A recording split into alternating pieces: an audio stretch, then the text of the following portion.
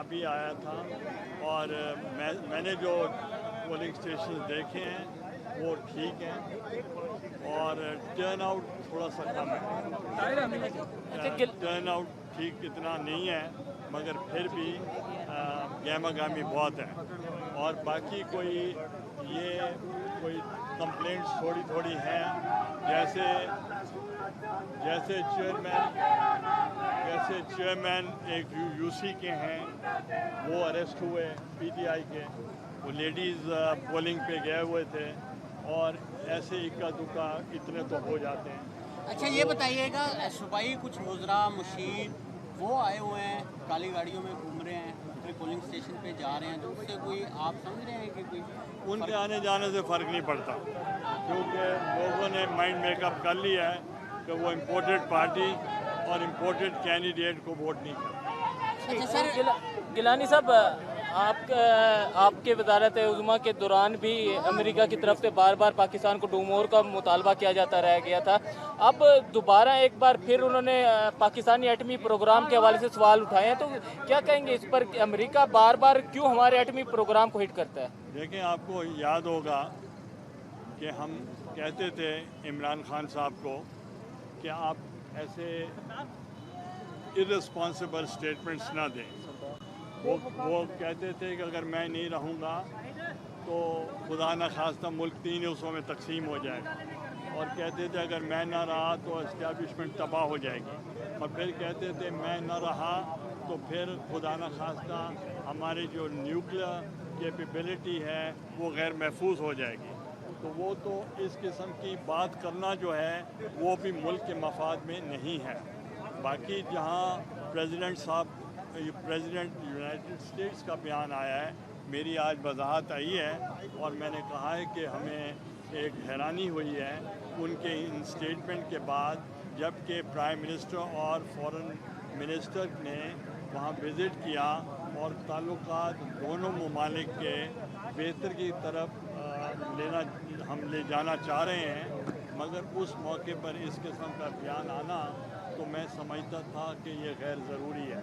اور اس کے لیے میں نے یہ وضاحت بھی کی جتنے بھی انسٹیٹیوشن لائک NTI وغیرہ انہوں نے ہمیشہ پاکستان کے نیوکلیئر پروگرام اور اس کی سیفٹی کے لیے انہوں نے ہمیشہ سپورٹ کی. اور جان کیری نے بھی اپنے بیان میں کہا تھا کہ پاکستان کا نیوکلیئر پروگرام جو ہے بہت سیکیور ہے.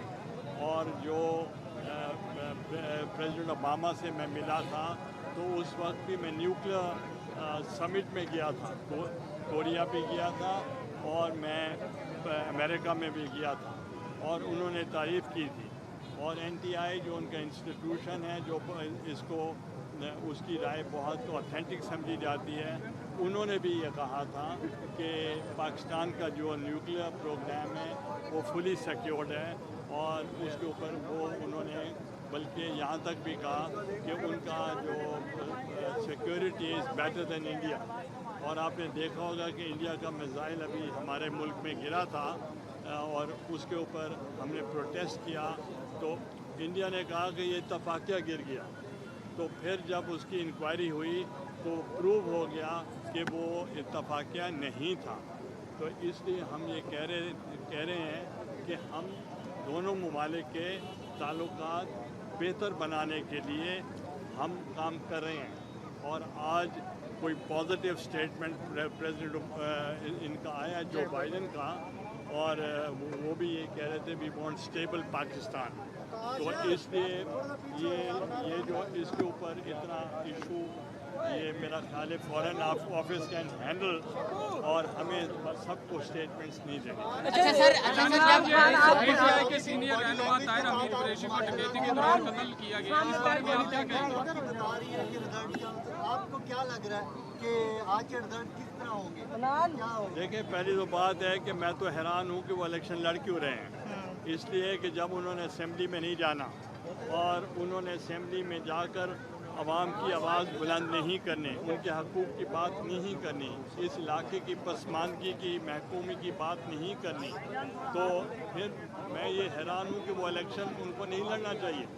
اور جب کہ ان کے والد ریزائن کر چکے ہیں چیئرمین इमरान खान रिज़ाइन कर चुके हैं। अभी कराची से एक मेंबर इलेक्ट हुआ था, वो भी उसने हल्फ नहीं उठाया। तो इसलिए मैं आपको ये कहूँगा कि वो जो असेंबली नहीं जाना चाहते तो फिर वो इम्पोर्टेड कैंडिडेट को कराची जाना चाहिए।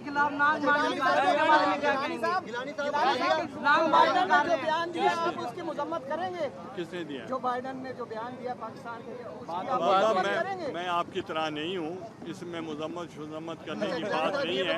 वो जो डिमोश करना था हमने कर दिया और बर वक्त कर दिया। अच्छा सर, ये बताइए इसके बारे में क्या कहेंगे? देखिए, वो अब सारी ज़िंदगी वो एक कागज़ लेकर अमेरिका का वो सड़कों पे घूमता रहेगा। He has no future. यार साहब ये बताइएगा, मौजूदा महंगाई क्या आज के इलेक्शन पर असरअंदाज होगी? देखें, उनको पता है आवाम को कि ये जो IMF का मुआहिदा हुआ था वो स्टेट के दरमियान होता है, पार्टियों के दरमियान नहीं होता। अगर हम उस पर अमल दरामद न करते, पाकिस्तान आइसोलेट हो जाता और वो एक श्रीलंका बन जाता। तो इसलिए हमने मुश्किल फैसले किए। हमारे पास एक तरफ पार्टी थी, एक तरफ वोटर थे और एक तरफ पाकिस्तान था।